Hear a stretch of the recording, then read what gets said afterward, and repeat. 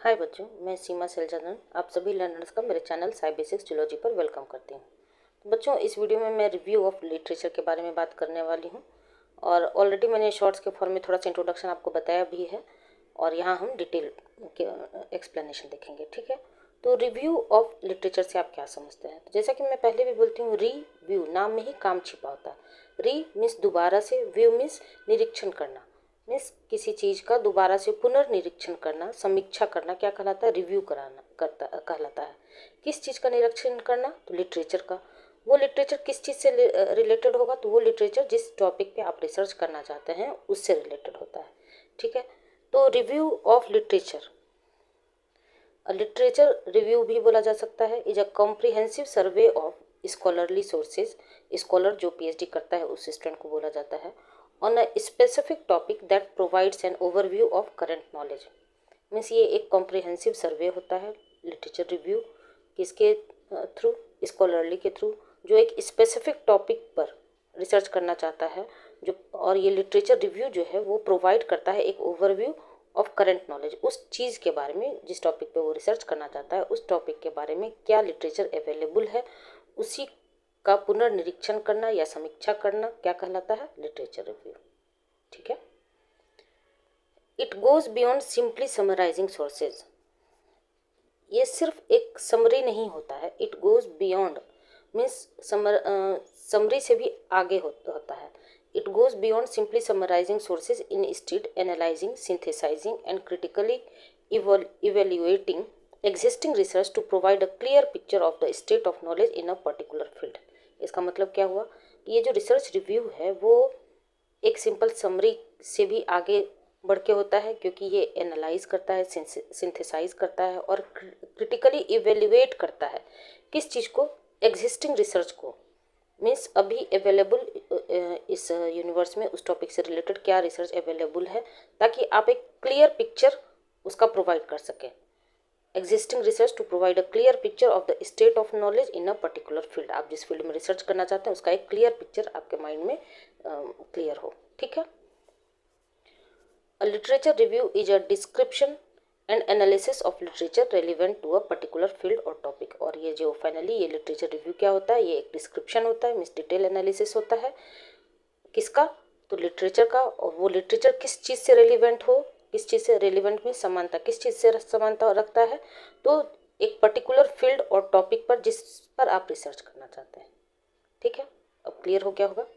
वैसे तो ये सब थ्योरेटिकल टॉपिक है, ज़्यादा डायग्राम नहीं है इसमें कुछ भी, तो बस मैंने थोड़ा सा आपका कंटेंट इफेक्टिव लगे। और हाँ, ये बच्चों सारा कंटेंट मैं साई बेसिक्स जियोलॉजी के नाम पे जो टेलीग्राम चैनल ओपन है वहाँ मैं शेयर कर दिया करती हूँ, तो वो पीडीएफ के फॉर्म में ऑलरेडी मैंने शेयर कर दिया है।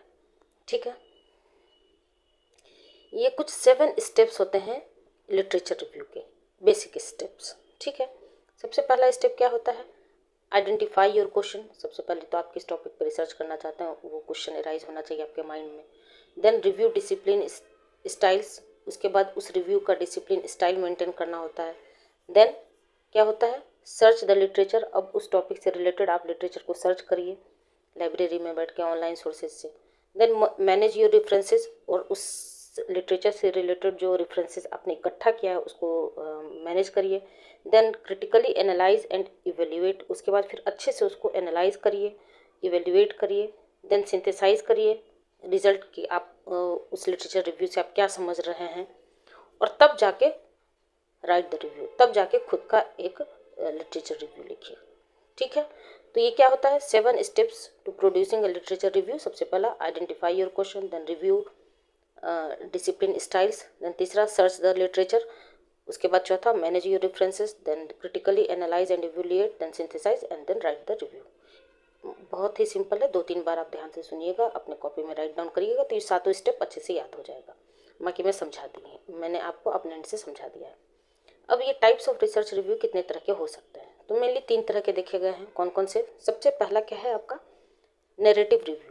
ये कैसा रिव्यू होता है? तो अ डिस्क्रिप्टिव एंड सब्जेक्टिव। जैसे कि आप objective exam multiple choice based question देते हैं, और सब्जेक्टिव जो सेमेस्टर एग्जामिनेशन देते हैं तो वो लिखने वाला एग्जाम होता है ना, तो ये जो नैरेटिव रिव्यू होता है वो एक descriptive and subjective summary of the literature on a specific topic होता है। मीन्स डिटेल आप जो लिखते हैं सब्जेक्टिव वो होता है। दूसरा होता है सिस्टमेटिक रिव्यू। इसमें क्या होता है, structured and rigorous examination of the literature on a specific topic. इसमें क्या होता है कि बहुत ही ये एक स्ट्रक्चर्ड रिव्यू होता है और बहुत रिगरस एग्जामिनेशन, बहुत मेहनत से आप उस लिटरेचर के बारे में उस जो स्पेसिफिक टॉपिक से रिलेटेड है वो तैयार करते हैं। ठीक है, सिस्टमेटिक रिव्यू। उसके बाद तीसरा क्या है, मेटा एनालिसिस। मेटा एनालिसिस में क्या होता है, combines data from multiple independent studies. आप डेटा कलेक्ट करते हैं, उसे कंबाइन करते हैं बहुत सारे इंडिपेंडेंट स्टडीज जो आप रिसोर्स इकट्ठा कर रहे हैं, एंड यूजेस, तब आप स्टेटिस्टिकल मेथड का यूज करिए to analyse the data and derive overall conclusion. और जितना भी रिसर्च पेपर आपको लिखना होता है उसमें स्टेटिस्टिक अब जरूर होता है अप्लाई करना। ठीक है, तो स्टेटिकल मेथड्स का यूज किया जाता है, नल हाइपोथेसिस देखा जाता है कि यहाँ कौन सा एक्सेप्टेंस के लिए है, कौन सा रिजेक्शन के लिए है, तब जाके एक फाइनल कंक्लूजन पे पहुंचा जाता है। ये 3 तरह के रिसर्च रिव्यू हो गए, narrative, systematic and Meta analysis. अब पर्पस क्या है इस लिटरेचर रिव्यू का, तो जैसा कि मैंने आपको बताया, डायग्राम तो है नहीं बट मैंने अपने एंड से आपको थोड़ा ब्रेक कर करके टॉपिक को समझाया है ताकि आप अच्छे से कॉन्सेप्ट गेन कर सकें। तो सबसे पहले क्या होता है इसका पर्पस, देखिए, convey the depth and breadth of previous research. सबसे पहले तो जो रिसर्च अवेलेबल है उसके बारे में गहराई तक पहुंचना और उसको कन्वे करना ऑडियंस को। टू मेक बेटर हाइपोथेसिस, जो अवधारणाएं अभी तक चलती आ रही हैं उसको और बेटर वे में प्रेजेंट करना मेन पर्पस होता है। टू प्रोवाइड बैकग्राउंड इन्फॉर्मेशन, उस रिसर्च के पीछे का क्या इन्फॉर्मेशन है उसको प्रोवाइड करना।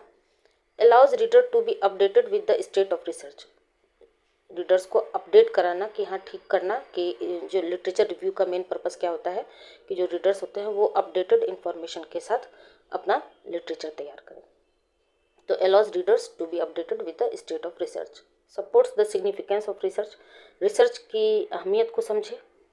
Introduce readers to any issues, अगर कोई इशू क्रिएट हो रहा है तो उससे अवगत करवाना। सपोर्ट्स द रिसर्च ऑब्जेक्टिव, और इस रिसर्च का मेन ऑब्जेक्टिव क्या है, पर्पस क्या है, इसको भी समझाना। ये कुछ पर्पसेज ऑफ लिटरेचर रिव्यू हो गए।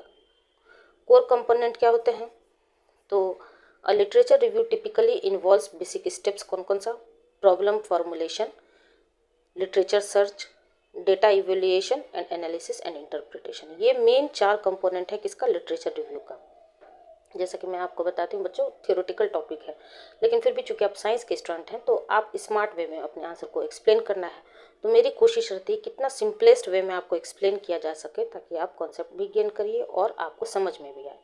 तो 4 मेन स्टेप क्या क्या होते हैं, तो प्रॉब्लम फॉर्मुलेशन, पहले जो प्रॉब्लम है उसको फॉर्मुलेट करना, देन लिटरेचर सर्च, उससे रिलेटेड लिटरेचर को सर्च करना, देन डेटा इवोल्यूशन, उसके बाद फिर डेटा एनालाइज करते हैं, उसके बाद फिर स्टैटिस्टिक मेथड लगा के जो रिजल्ट आता है उसको इंटरप्रेट किया जाना। ये कोर कंपोनेंट होगा। अगर कुछ नहीं याद रहता है बच्चों इसके बारे में, वैसे तो मैंने बहुत ही सिंप्लीफाई करके समझाया है, तो ये कुछ स्टेप्स हैं लिटरेचर रिव्यू के, इसे जरूर आप 2-3 बार प्रैक्टिस कर लीजिएगा। ठीक है, सबसे पहला सिलेक्टिंग द टॉपिक, टॉपिक को सिलेक्ट किया जाता है, then defining the objectives and formulating the research question. उसके बाद जो जिस टॉपिक्स पे आपको रिसर्च करना है या फिर स्टूडेंट को रिसर्च करना होता है उसको डिफाइन करना होता है, उसके ऑब्जेक्टिव को कि उसका मेन पर्पस क्या है। उसके बाद फॉर्मुलेट किया जाता है क्या, रिसर्च क्वेश्चन। जैसे कि किसी टॉपिक पे रिसर्च किया जाता है तो बहुत से रिसर्च में होता है कि क्वेश्चन नायर तैयार करते हैं, जिस एरिया में सर्वे करना होता है तो 5 से 10 क्वेश्चन तैयार करके उससे ओवरऑल क्वेश्चन पूछा जाता है लोगों से।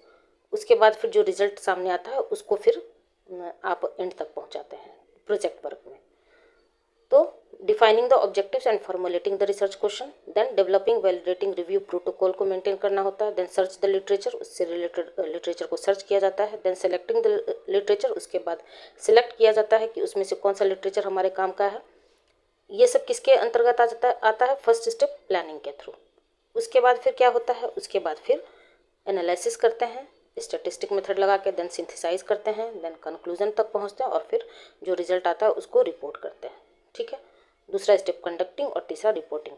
3 मेन स्टेप हैं, 5 स्टेप आपका प्लानिंग में आ जाता है, उसके बाद 2 कंडक्टिंग में और 2 रिपोर्टिंग में। ये बेसिक स्टेप्स हैं।